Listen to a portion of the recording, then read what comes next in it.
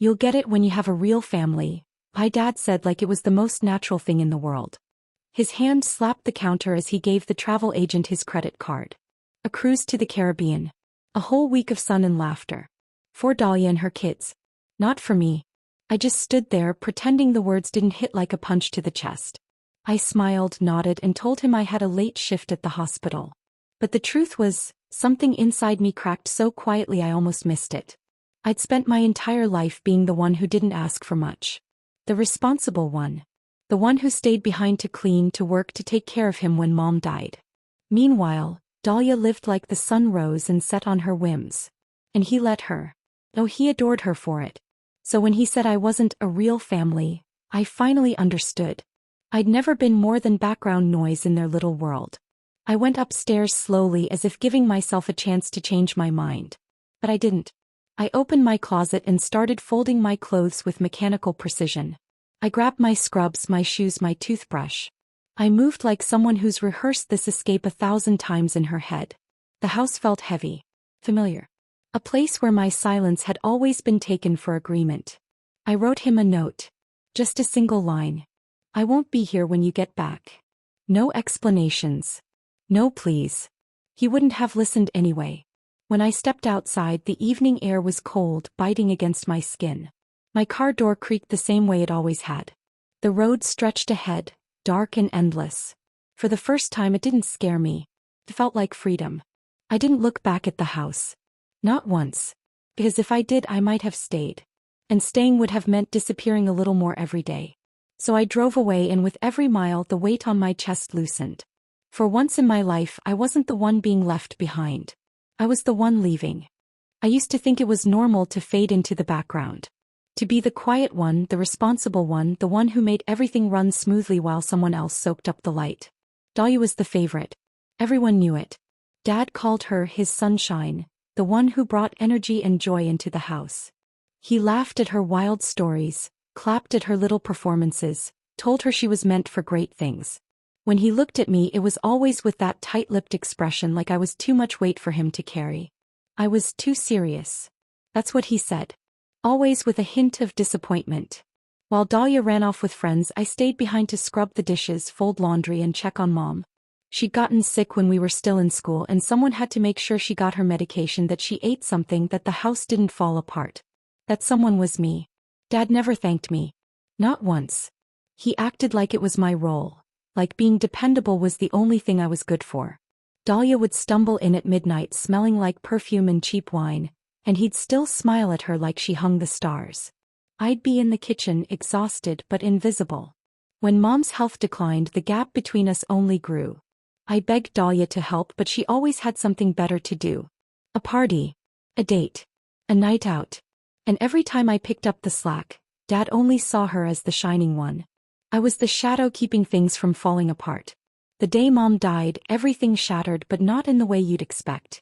Dad didn't cry in my arms. He didn't thank me for the months I spent holding everything together. Instead, he looked at me and said, "You were supposed to keep us together." Like her death was something I'd failed to prevent. That sentence carved itself into me.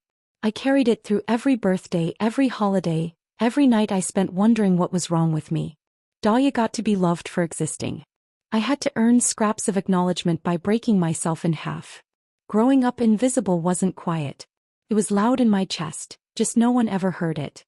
The highway blurred under my headlights, a stretch of darkness that felt both endless and freeing. I didn't know where I was headed, only that every mile between me and that house made it easier to breathe. The words he'd thrown at me kept echoing like a stuck record, but now they were starting to lose their grip. The farther I drove, the quieter they became. I passed through small towns that looked like they belonged to someone else's story. Neon signs flickering, gas stations closing for the night, old motels with peeling paint. At some point, Colorado appeared on a faded green road sign. I didn't plan it. I just kept driving until the exhaustion hit hard enough to make me pull over. The motel was nothing special, just a worn-out building with buzzing lights, but it was enough. The woman at the front desk didn't ask questions. She handed me a key and a folded map. The room smelled like old carpet and rain, but it was mine for the night. I lay on the stiff mattress and let silence wrap around me. No one calling my name. no one expecting anything. The next morning I wandered into a small diner down the street, drawn in by the smell of coffee. That's where I met Joanne. She had kind eyes and a voice that sounded like she'd spent her life listening. She asked if I was passing through. I shrugged. She said, "We always need an extra pair of hands." I didn't think. I said yes. The first shift felt strange, like I was wearing a life that wasn't mine yet. But the rhythm of it, the clinking of cups, the chatter of strangers, the warmth of the kitchen, it steadied me.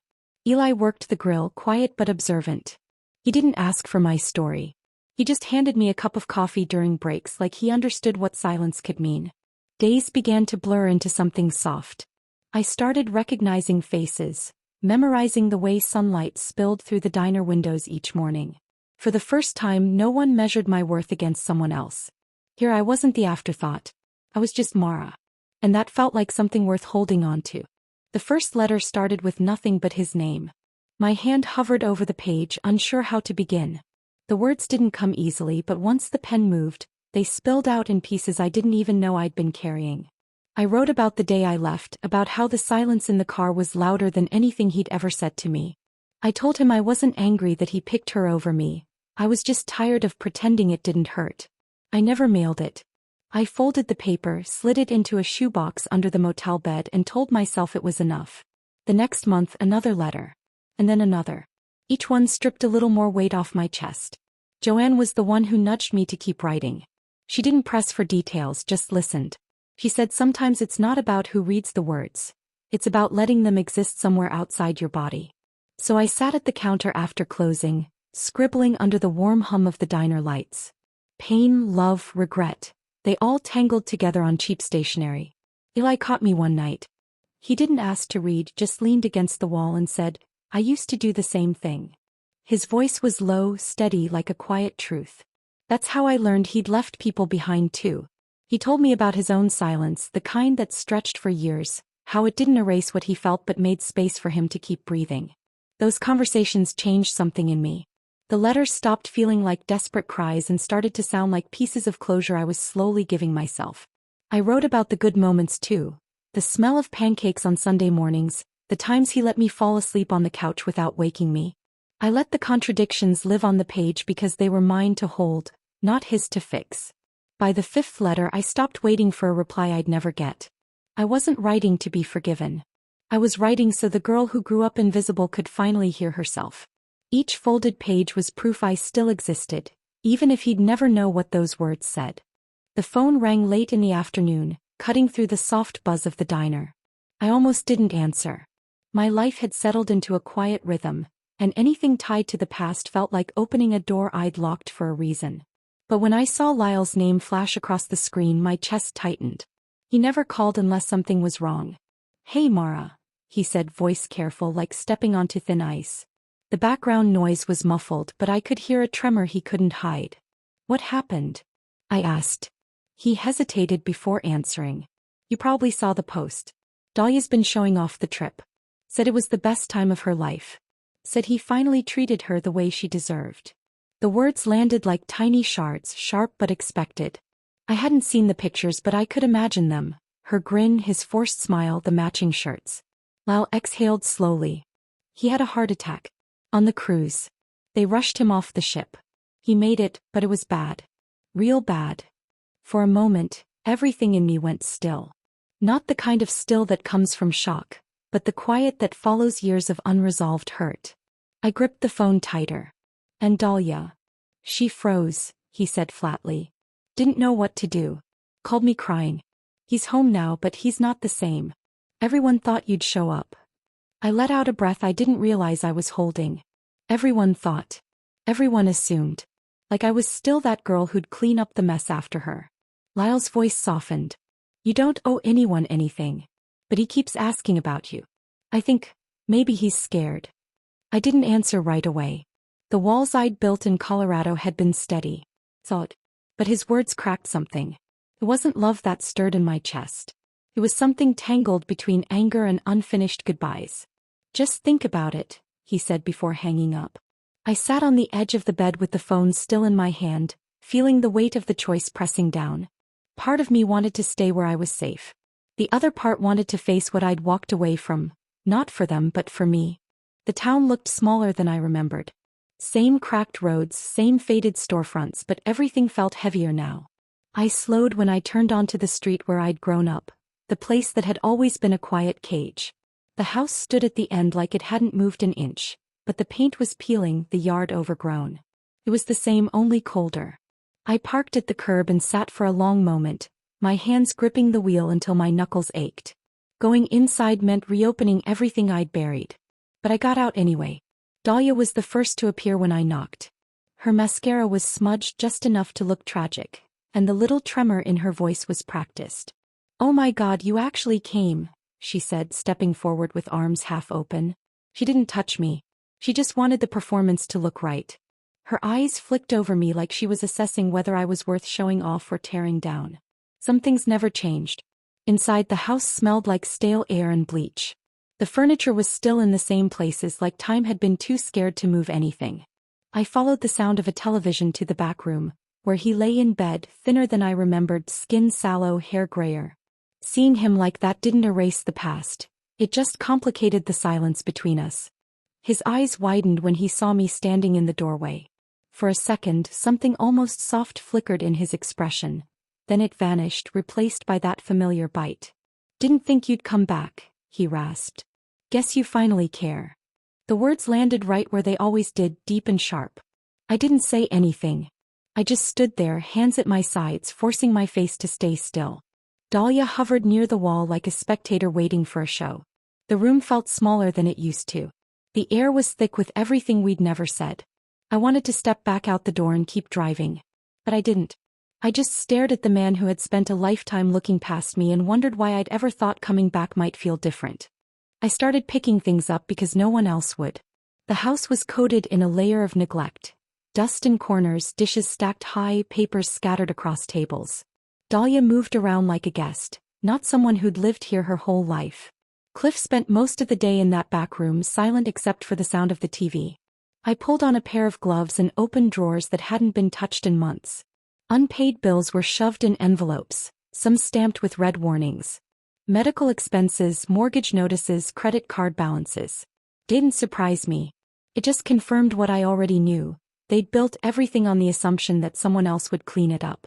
In the hall closet, I found a box labeled with my mother's handwriting. My chest tightened as I lifted the lid. Inside were old folders, insurance papers, and bank statements. I sat on the floor and spread them out, the numbers staring back at me like a quiet betrayal. The savings she'd tucked away, meant to be shared between both of us, were gone. All of it. Page after page told the same story. He'd cashed it out before the trip. He hadn't even left my half untouched. Every last dollar went to making Dahlia's dream vacation happen. For a long moment I didn't move. My fingers trembled but my face stayed still. It wasn't a new kind of pain. It was an old one wearing a different mask. I closed the box carefully, slower than necessary, as if control could keep the anger from spilling out. It wasn't the money that burned. It was the proof. Proof that I'd never been chosen. Not once. Not even when it was supposed to be fair. I stood up and walked through the house, seeing it differently now. Every corner held a piece of the story I'd spent years trying to ignore. The weight pressing on my chest shifted, not softer but sharper, clearer. By the time I reached the kitchen, my grief had turned into something steady, something deliberate. I wasn't crying anymore. I was done being the quiet shadow in this house. This time I wouldn't let their mess swallow me. This time they'd see exactly what I'd been holding back. I made the decision quietly, the way I'd made every decision that ever mattered in this house. No yelling. No grand announcement. Just a shift inside me that said, enough. I wasn't going to stay. But before I walked away for good, I was going to make sure the truth didn't stay buried with the dust.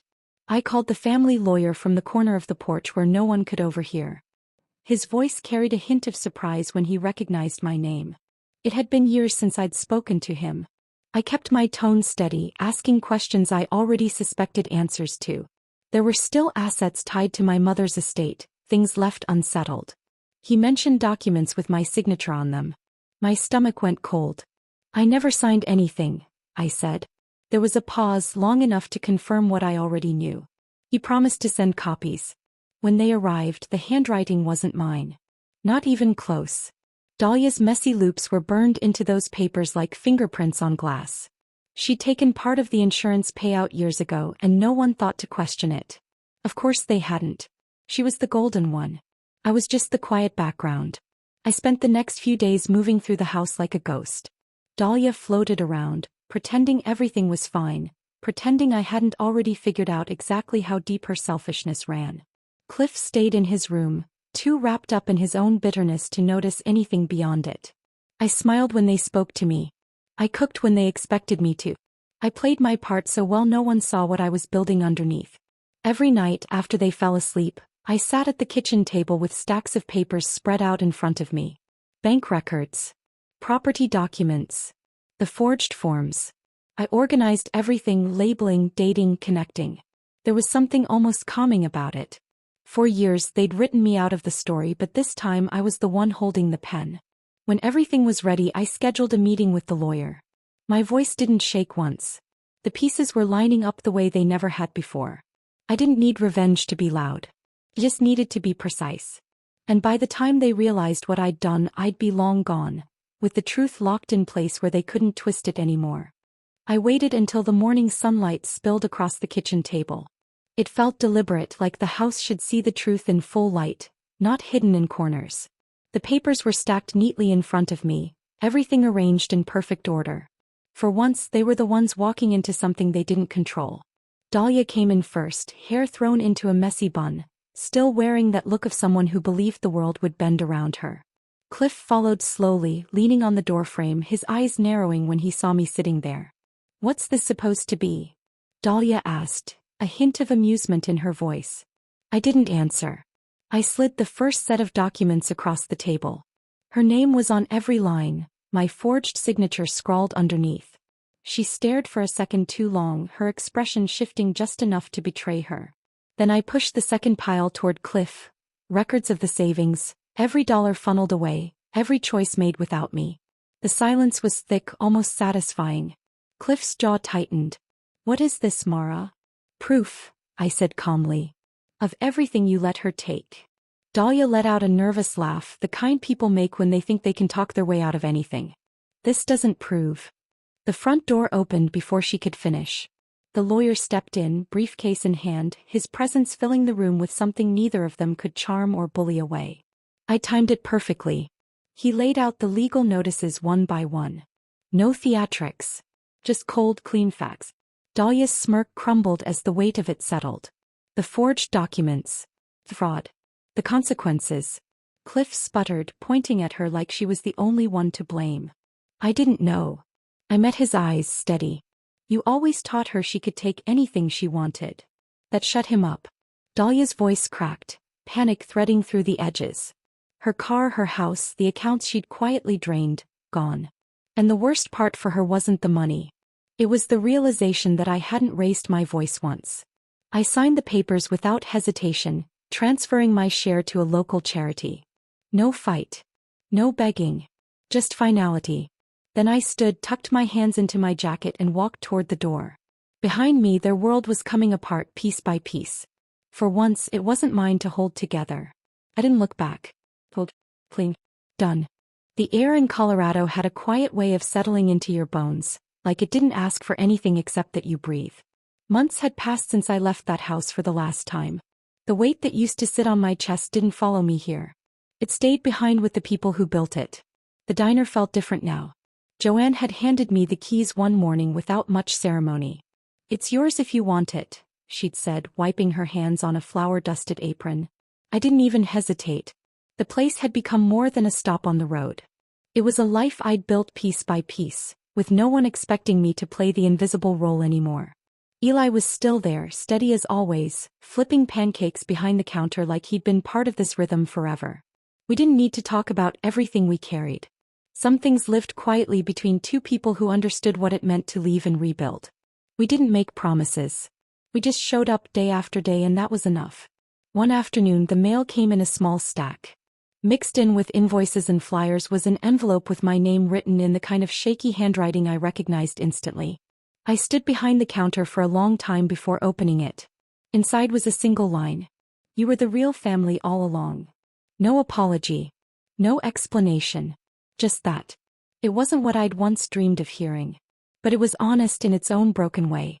I folded the letter carefully, not out of sentiment, but because it was the last piece of that world I'd let touch me. I didn't write back. There was nothing left to say. The version of me that would have begged for acknowledgement didn't live here anymore. I stepped outside as the sun dipped low, spilling gold over the mountains. The breeze carried that clean, crisp scent that always felt like a promise of something better. For a long moment I just stood there, feeling it all settle. The quiet, the peace, the steady beat of a life I chose for myself. "I know," I whispered. And for the first time it didn't feel like a victory won through pain. It just felt real. Do you think I made the right choice by walking away for good, or should I have opened the door one last time? I'd love to hear your thoughts in the comments. Don't forget to subscribe for more stories like mine.